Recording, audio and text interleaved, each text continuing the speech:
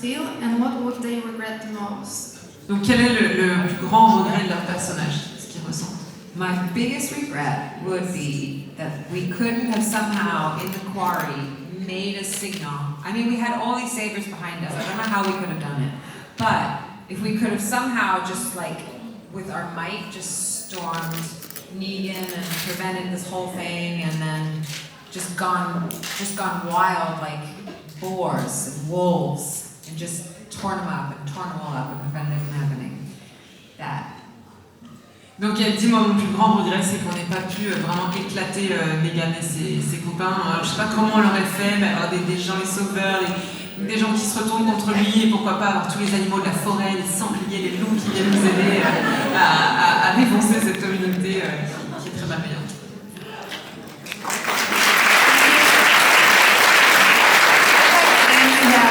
My character's in heaven, but I think even from heaven, she's like, I should have listened to my bestie Michonne and not fallen for that jerk, the governor.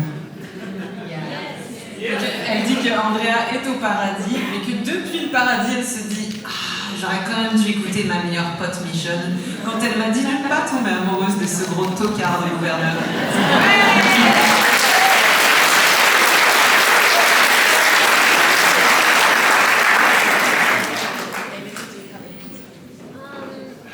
I mean, I regret trying to take one last stab with those scissors. I should have just walked out of there. You know, you think you want one last punch, but that was the biggest probably regret. Non, pour elle, son plus gros regret, c'est d'avoir donné un petit coup de ciseau au mauvais moment, au mauvais endroit.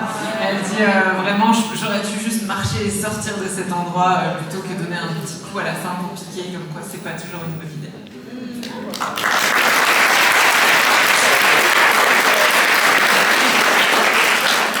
Yeah, honestly, kind of probably similar for Carl of just of getting bit in the first place was probably a regret.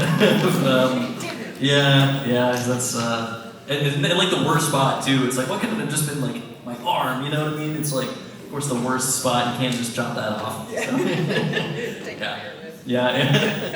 Donc son plus gros regret, il dit c'est de m'être fait mordre quoi quand même, je suis deg. En plus c'est vraiment le pire endroit où on peut se faire mordre, c'est pas le bras ou le pied qu'on peut couper, c'est genre ici où on peut pas le couper quoi. Donc son plus grand regret c'est ça, c'est de se faire mordre. Merci. What did you feel when you learned that your character is going to die? And if you want another die? Want someone else to die? How did you feel, how did you react when you discovered that your character was about to die, and would you have wished for another way to die? Not like this. Yes. Donc comment est-ce qu'ils ont su que leur personnage allait mourir, comment ils se sont sentis, et s'ils avaient pu mourir d'une autre façon, ça aurait été comment? Another way to die. Yeah, if you could have a chance to die in a different way, or maybe not die at all, of course, but I don't want to die. And how did you feel when you discovered that? Oh, I was really sad when I found out. I was really sad. I was really upset. Yeah. I was having a really nice time working, and I wanted to keep working. But, how could I die? You know what? Sometimes I think it would have been nice to have the full experience of like becoming a zombie. I'm happy with how things went, but I used to joke when I first joined the cast that I was like, I'd like to have the whole experience of like wearing the zombie lenses and doing all the things. So maybe it would have been nice to like get bit and then have some hallucinations and then die and then be a zombie and then bite someone else. You know, like have the full experience, but otherwise. Okay. Donc elle dit que évidemment si elle avait pu choisir elle ne serait pas morte. Quand elle l'a su elle a été très triste parce qu'elle dit moi déjà je voulais travailler puis ça m'amusait beaucoup de travailler avec ces gens-là donc je voulais poursuivre et après elle dit en fait j'aurais aimé, moi je rigolais les saisons d'avant en disant je veux vivre toute l'expérience quoi, c'est-à-dire je suis humaine, vivante puis après je suis infectée, je vais pas bien, j'hallucine puis je deviens zombie, que je vive toute l'étape de A à Z. Donc si elle avait pu, elle aurait préféré mourir en zombie même si elle aime beaucoup sa mort au final.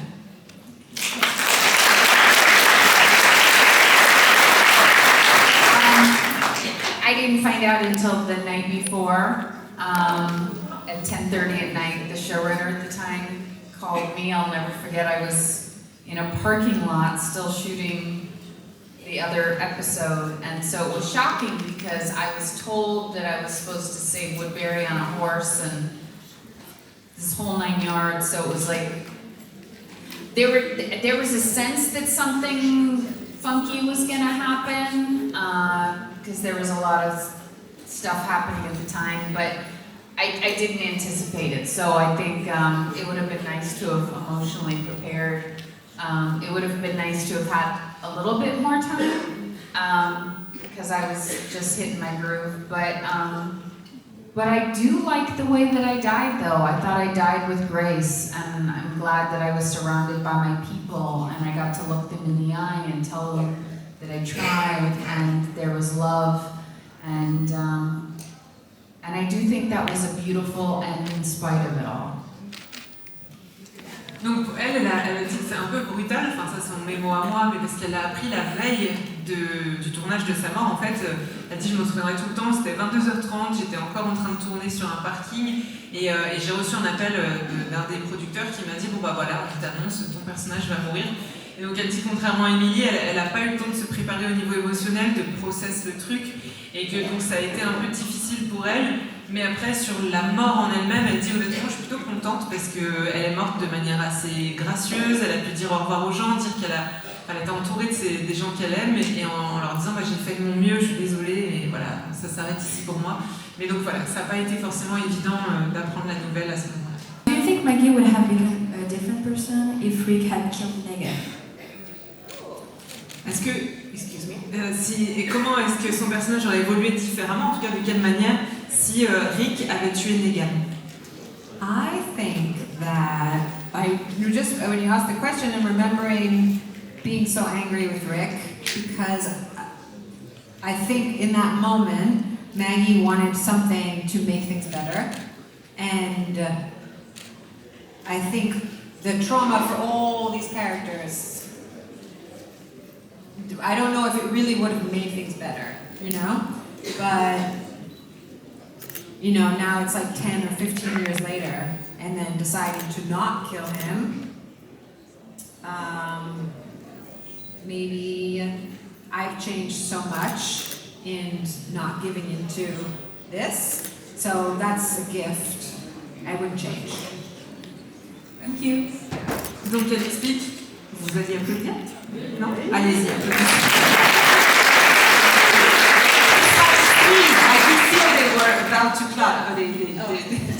Ok, donc du coup elle dit que globalement, en fait elle se souvient qu'elle était très en colère contre Rick de ne pas avoir fait quelque chose, puisque Maggie avait besoin qu'il y ait quelque chose qui se passe pour un peu compenser ce qui s'était passé d'horrible.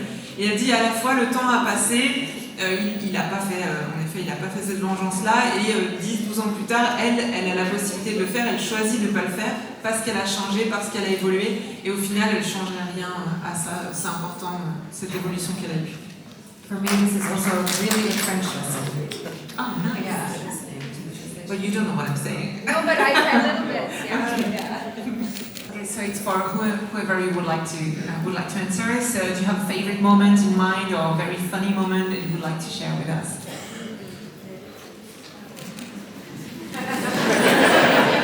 That you can share with us. Maybe sometimes it's too much.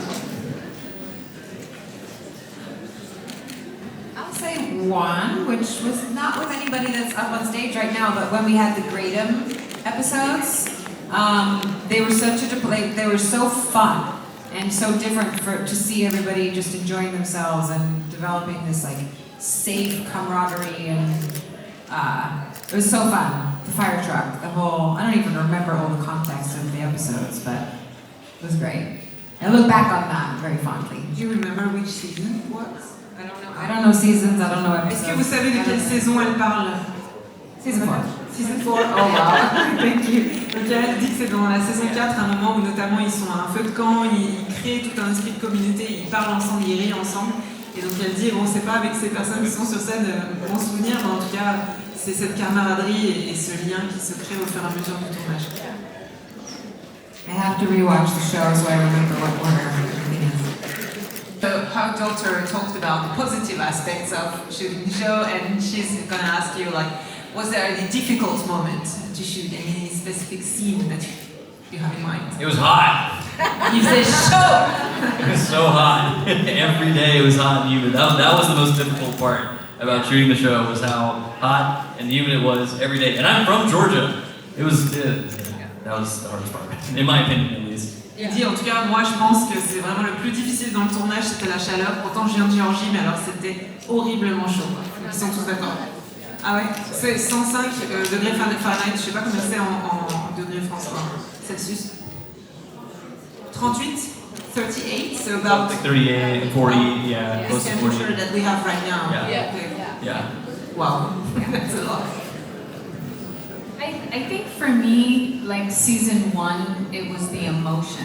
That was the thing that was hard, because I remember I went up to Denise, one of our producers, and I said, how many more nervous breakdowns do I need to have this season? And how much more do I have to cry? Because there comes to a point where you're worried you're going to be tapped out. Like you can only, I mean, I know you're used to it by now, Lauren, but it's like it gets to the point where you're like, the well has run dry, and after you've sobbed and sobbed and sobbed your guts out, you're like, how many more episodes are we sustaining this just so I can, I don't know, on my downtime off, just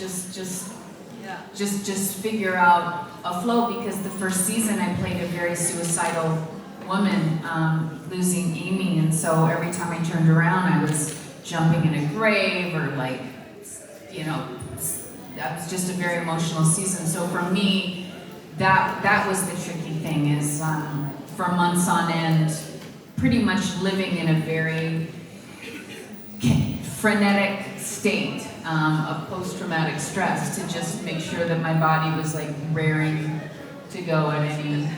Remember, I was kind of nuts back then. I remember between season 2 and season 3, or maybe 3 and 4, because the whole show is a heavy show, and I would also feel like I just would like want to stay in this vibe, and then like even once the show would wrap, I think maybe it was season 3, I remember coming back to New York City to my apartment and feeling like I couldn't quite shake the heaviness, because I trained myself to be in this mode every day, and so like my brain had a hard time letting go of sort of the heaviness. Like you do take it with you, all those stories. You believe it. Yeah, like you're trying. Your body doesn't know the difference. Yeah, your brain still went through all of that, even though you know it's pretend, and then it's like it can be hard and to leave it, and you need to like go live your life. Yeah. Got all that? Look, can I ask you, because you were very young, so was it traumatic in a way to shake it out of your body and be like, no, it's just pretending, and because you knew it was pretending, but what about your feelings? Oh yeah, I mean, I'm incredibly traumatized. Yeah, no, I still bill production for my therapy. No, but for real, was it a bit difficult? No. I mean, it's I think when you're a kid, there's it's easier to make that separation. You know what I mean? For some reason, it's just like, no, it's just pretend. It's not real. And I think as I got older, it got harder to go like turn the light on and off. You know, and there was a chunk of time in season 3 after we do where Laurie was killed, that whole scene, and it was just like, you know, when you have to just stay in it for days on end, it's it takes a toll on you, and it's hard to get out, you know. Donc, je vais quand même résumer, mais ce que Laurie dit, c'est que en fait, pour elle, la saison la plus difficile à tourner, ça a été la saison 1, parce qu'elle dit c'est au niveau émotionnel en fait. Elle faisait que pleurer constamment. Son personnage, c'est un personnage suicidaire en plus pendant longtemps, qui du coup sait pas trop ce qu'elle veut, où elle en est. Et elle dit qu'elle allait voir une des réalisatrices en disant mais pendant combien de temps encore est-ce que je vais pleurer, parce qu'en fait je n'en peux plus, ou au moins je n'ai plus d'eau dans mon puits de larmes, quoi, c'est plus possible. Donc combien de temps est-ce que je vais tenir, parce que émotionnellement c'est très difficile. Comme elle le disait, il y a une différence entre je sais que c'est faux mais mon corps ne le sait pas, il ressent tout ça et c'est très dur d'en sortir. Donc Émilie disait oui, c'est pareil en fait, quand tu vis ça, Elle dit à la fin de chaque saison, quand je rentrais chez moi ou j'étais à New York ou quoi, en fait je restais sur une sorte d'hypervigilance parce que c'est comme si j'avais vécu tout ça, même si c'était pour de faux. Au final, on l'a quand même vécu, c'était très difficile. Il y a des périodes en tout cas où ils ont tous eu beaucoup de mal à sortir de ça. Et donc je disais à Chandler, mais toi qui étais petit, est-ce que c'était difficile du coup de ne pas prendre de front tout ça? Et il dit, mais en fait non, quand t'es petit, tu sais que c'est pour faire semblant en fait, parce qu'au final tu joues régulièrement à faire semblant, et c'est en grandissant que ça a été plus compliqué parce que peut-être tu te rends compte que c'est plus plausible, qu'il y a plus de violence, etc. Et donc ça a été plus difficile de mettre la barrière entre faire semblant et vivre les choses dans le corps. Mais voilà, globalement c'est au niveau émotionnel que ça a été le plus compliqué à gérer pour eux. What was all of your favourite what was your favourite individual season to both film, and if you rewatch it at all, what would be your pick for one season that you went in as an actor or actress? Donc ils meurent tous plus ou moins dans la série en tout cas. I'm sorry, can you repeat the end of your question? What was the favourite season that you took part in as an actor or an actress in The Walking Dead? Thank you. Quelle était leur saison préférée à tourner en tant qu'acteur en tout cas? I liked season 5 for Beth, even though she died, because I just, as an actor, I got to do a lot of cool stunts. I feel like all the stuff in the elevator and in the hospital, I felt like I got to actually see my character really grow and deal with new situations. And so yeah, I just really enjoyed filming season 5. But now that I'm saying that, I'm changing my mind. Because I remember also feeling a little alone in the hospital with the rest of the cast out doing other things. So I guess it was like individually in some ways fulfilling, but maybe I also felt a bit alone. Donc pour elle, spontanément, elle dit que c'est la saison 5, elle a beaucoup aimé l'évolution de son personnage, elle dit qu'elle change beaucoup, même si c'est la saison où elle meurt, mais c'est pas gênant. Par contre, elle dit, en le racontant, je me rends compte que c'était une saison aussi où je me suis sentie un peu seule, un peu isolée des autres, puisque les autres sont beaucoup dehors et moi je suis dedans. Donc c'est un peu, voilà, les deux côtés. Il y a un côté très positif que j'ai aimé, et d'un autre, je me sentais un peu seule, et donc c'est un souvenir doux et amer à la fin.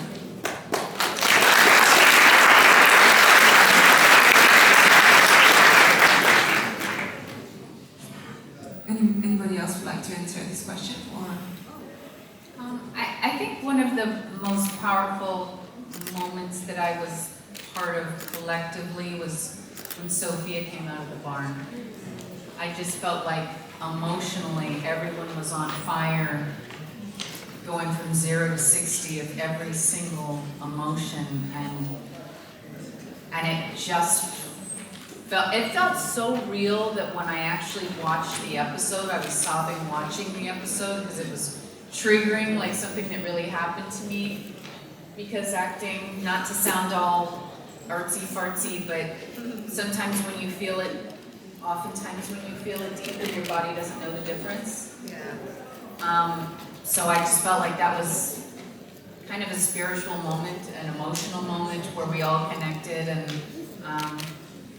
I think it was one of those scenes that really defined how epic the show was. Yeah. Pour elle, elle dit qu'il y a un souvenir en particulier qu'elle a dans la tête, c'est ce moment où Sophia sort de la ferme chez H&M, où elle dit en fait c'est d'une violence terrible parce que voilà, il y a un gâchis vis-à-vis de la vie de cette petite. Et elle dit que quand je l'ai revue à la télé, je me souviens que j'étais en larmes parce que en fait quand on joue la comédie, il y a l'esprit qui sait que c'est faux, mais le corps ne le sait pas toujours. Et donc des fois on revit quelque chose presque comme si c'était un traumatisme de quelque chose qui m'était arrivé. Et elle dit on était tous dans une émotion, on est passé de 0 à 60 d'un coup et on pleurait et c'était vraiment violent. Et donc du coup ça fait partie des choses quand on les revoit qui montrent à quel point la série était épique et fait que ça nous a marqué autant.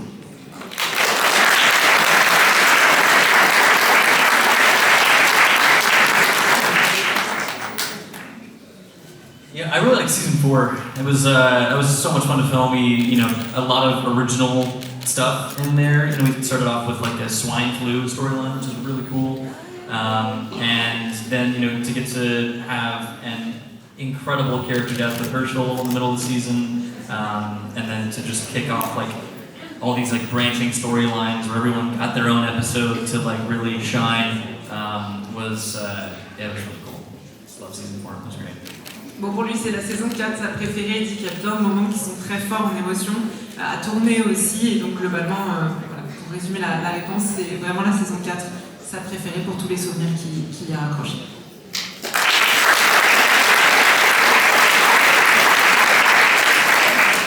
I'm gonna just say, even though it was not one that I was in, I'm gonna say season 1, because when I booked Walking Dead, and then I went back, and I had not seen it yet, and I watched season 1 on the plane on the way to Atlanta to start working with these. At the time, it was just with Laurie and Chandler, and I had a real oh shit moment, and that is like something you can never repeat. You know these moments in life, there's like and that was one of them, and I just thought, oh my God, I'm about to go be with people and do something that is so special and so incredible, and I just remember like the amazement of what the show was, watching season 1, just mind-blowing, so special. Alors pour elle, elle dit que c'est la saison 1, même si elle n'y est pas, en fait, quand elle a su qu'elle avait le boulot, à un moment elle était dans l'avion pour y aller, elle a regardé la saison 1 et elle s'est dit « Oh bordel, je vais faire partie de ce truc, c'est incroyable » et c'est des moments dans la vie où tu vois plus le temps passer, d'un coup tu passes de... T'es arrivé là et tu te dis « Ah ouais, donc je vais faire partie de ça, ça va être épique, ça va être incroyable » et donc même si elle n'a pas tourné dedans, c'est vraiment quelque chose qui l'a marqué et donc c'est la saison 1 et sa saison préférée. My first question is for Chandler. So I wanted to know, according to you, how do you think Carl's relationships with Negan would have evolved if he didn't die? Donc comment est-ce qu'il aurait imaginé l'évolution de sa relation entre lui et son personnage et celui de Negan s'il n'était pas mort? Oh man, yeah. I mean, I think it was such an interesting relationship that they had of Carl kind of admiring Negan's power and influence that he had in a way that like he never saw his dad have, over these people, all the saviors. So I don't know. I think Carl had weird respect for Negan in like not what he did, but just like his charisma and command that he had, over these people. So I don't know. I think in the comics he went and visited him a lot in the cell, talked with him a lot while he was in jail, from what I can remember, I think, in the comics. And I think it probably would have gone down a similar route in the show. Yeah. Donc il dit qu'ils ont une relation un peu particulière, dans le sens où Carl, il a une sorte d'admiration un peu chelou vis-à-vis de Negan, mais surtout sur sa domination sur la communauté qu'il a, qui voit son charisme, sa manière de s'exprimer, et il dit que c'est un truc qu'il ne voit pas chez son père, et notamment dans les comics, Carl va beaucoup discuter avec Negan quand il est emprisonné pendant très longtemps, donc il y a une sorte de respect un peu étrange qu'il a pour ce personnage. My question is for Lauren. Maggie has always worked as a leader in the show, but what career do you think she would have pursued if the apocalypse had never happened? Donc Maggie a vraiment une posture de leader dans la série, mais si elle n'avait pas eu à vivre l'apocalypse, quel genre de métier elle aurait eu? I think that, well, two things. This year, we're having an episode in the city that is an alternate reality, and so there's some little clues in there where we talk about it for real. And then, but if I didn't know that, I would maybe say, I honestly like to think she would have. I've never thought about this. Isn't that funny? I've never thought about it. I don't know. Maybe it's okay. Yeah, maybe be a farmer. Yeah, this my first instinct is like to run that farm. Oh, maybe Thank you. tweet it later. Yeah, I'll tweet it later. Ok, donc alors elle dit, en fait c'est marrant parce que dans les épisodes qu'on a tournés, là il y a un épisode de réalité alternée, oui, s'il y avait une autre possibilité de vie. Donc on a des petites pistes là-dedans sur ce qu'elle aurait pu avoir comme métier, mais elle dit sinon c'est fou parce que je n'y ai jamais pensé, ça m'a jamais effleuré, donc je ne sais pas, à part peut-être diriger la ferme à son tour, prendre la relève, mais voilà, si elle y réfléchit et qu'elle trouve une autre réponse, elle les mettra sur le plateau. My question is for Kinney. In season 4, there is some very beautiful intimate episode, including those between Daryl and you.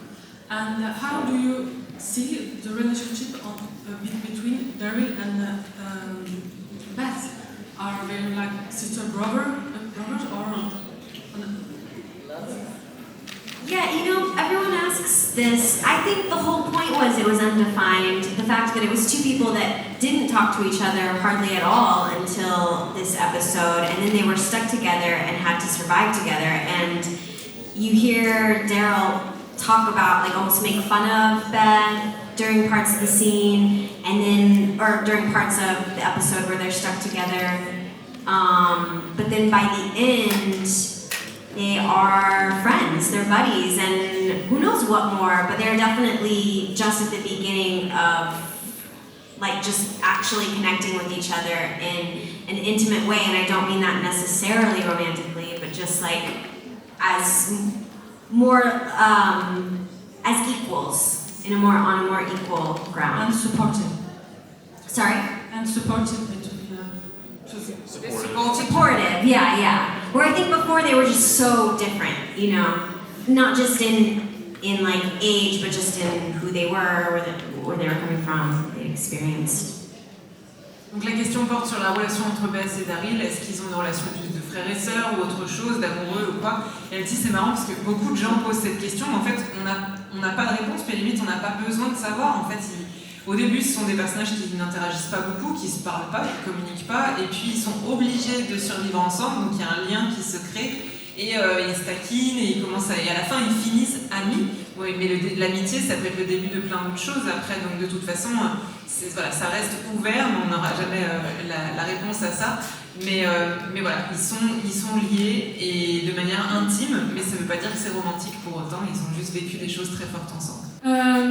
Rick called Carl during filming.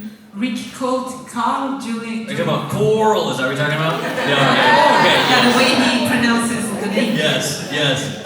It's so funny because the scenes, it was only a couple of scenes where that happened, and there's so, like, intense emotional scenes where he's like, he's just gotten, like, beaten almost to death from the governor, and, he's, like, stumbling around with, like, broken ribs and punctured lungs, like, trying to yell for his son, like, hoping that his son is still alive amidst the tanks and explosions, and of course he said Coral instead of Carl, and now it's just, meme for eternity. Yes, yeah. So it wasn't really funny on set because I didn't really notice it, but I mean it's so funny now, all the memes of, like, all the dad jokes that come with it, and it's so good.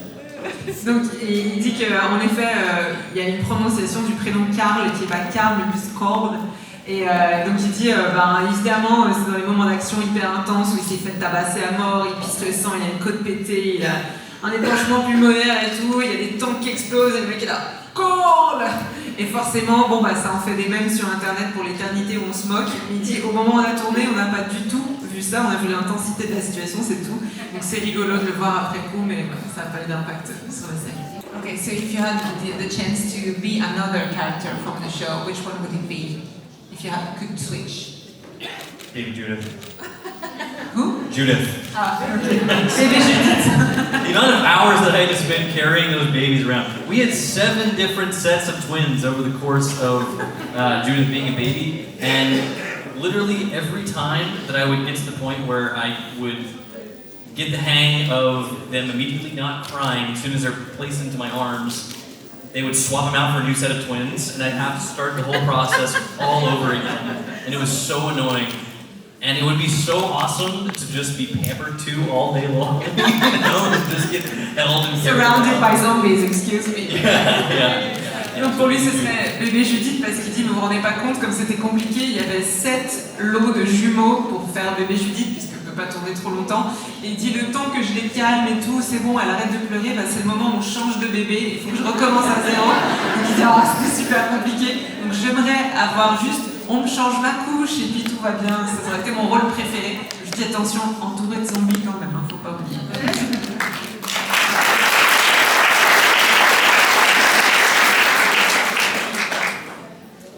Maybe someone else can answer, and then we go to the next question. Do you know which role? I like my own character. I can't imagine imagining anybody but me, because it's my heart. So, not that I don't love and respect other characters, but, you know, my little soul plays Andrea, so. Pour elle, c'est Andrea. Elle dit, il y a un bout de mon âme qui est attaché à ce personnage, donc je respecte et j'aime tous les autres personnages, mais je ne changerai jamais pour un autre. So, since you started as a kid, how was it to grow up in that kind of, you know, like context? And especially it was a horror movie, a horror TV show, like very scary. So did it affect you in a way, or do you feel different because of it? Well, yeah, super traumatized, like I was saying. No, honestly, it was probably, at least in my opinion, like the coolest way to grow up. Like, I still got to have a normal life. I didn't have to move, so I still like stayed in school and I missed, you know, school for a couple of days to go and film, and then go right back to my normal life. And I went to the same high school that I would have went to otherwise, kept the same group of friends that I would have had otherwise, and honestly, like, it worked out so well. So, and having just such amazing role models, you know, on the cast, like you guys included, absolutely, you know, it was just the best way to grow up. And the horror side of it, it was like, to be honest, it's so choreographed, all of the stunts and like all the stuff with the zombies, that it's like a dance. You know, you're going up to the guy who's dressed up like, you know, some crazy, you know, thing that's about to fall apart. But you're talking with them, collaborating with them, and trying to figure out ways to make it look really cool for camera. So it's not really scary when it's all planned out and, you know, choreographed in that way. So during the previous panel, we talked about have you ever had nightmares about the show. Have you had nightmares? I never did, to be honest. Yeah, I got off pretty easy. Ok. Donc il dit, je pense vraiment que ça a été la manière la plus cool pour moi de grandir. En fait, j'ai jamais eu à déménager. Je suis restée dans la même école. Quelques jours par semaine, j'allais pour tourner. J'étais dans le même lycée où j'aurais dû être. J'ai eu les mêmes amis. Et donc au final, ça n'a pas impacté ma vie. J'ai eu des modèles autour de moi, incluant ces personnes formidables qui ont fait que j'ai grandi avec des personnes saines et gentilles. Donc du coup, voilà, je suis heureux de mon parcours. Et il dit non, en rigolant, qu'il était traumatisé, mais pas du tout. Ça faisait pas peur, en fait. Il dit même les zombies, on se parlait pour voir comment rendre ça super chouette à l'écran. Après, on tourne ensemble, mais il n'y a rien d'effrayant là-dedans. Et donc je disais, dans le panel précédent, on me demandait s'il y avait des cauchemars qui avaient été faits par rapport à la série. Il dit non, j'ai jamais fait de cauchemar là-dessus. My question is for Laura. I said to you earlier, I'm also like a massive fan of Whiskey Cabinet. So I wanted to ask you who you think would win in a fight between Maggie and Frankie Trowbridge. Oh. Ok, entre elle, Maggie et Frankie, ces deux personnages qu'elle a incarnés, qui aurait gagné s'il y avait un combat? I think, I mean, Frankie's like pretty cutthroat, and she's maybe got more skills, like she's trained to be an assassin. But I think Maggie's really got the balls. Yeah, I think Maggie's really got the survival. I just don't think she'd leave it. I just don't think she'd leave it until, you know, she survived. Succeeded. Whatever. Donc elle dit que le personnage de Frankie est vraiment formé pour assassiner et pour avoir des super compétences, mais que Maggie, elle a quand même ce côté survivante hyper fort, et donc et surtout elle ne lâcherait rien, quoi. C'est-à-dire dans un combat, elle tiendrait bon, elle se battrait jusqu'à la fin pour réussir et pour survivre. Donc peut-être Maggie. So in the show, so it's for both of you, sorry, about Negan, you want to kill him and you don't really want to kill him. So the question is more about you as a person. Would you have chosen to kill Negan or not? What do you think? 100%. Absolutely, for sure. Yeah. Without a doubt. Yeah, Carl is way better of a person than I am. For sure. Ouais, il dit 100% sûr, hein. Carl c'est un meilleur être humain que moi parce que moi j'aurais jamais laissé sa chance. I don't know how I would get away with it, so. Bon, elle dit qu'elle se prononce pas, elle sait pas trop.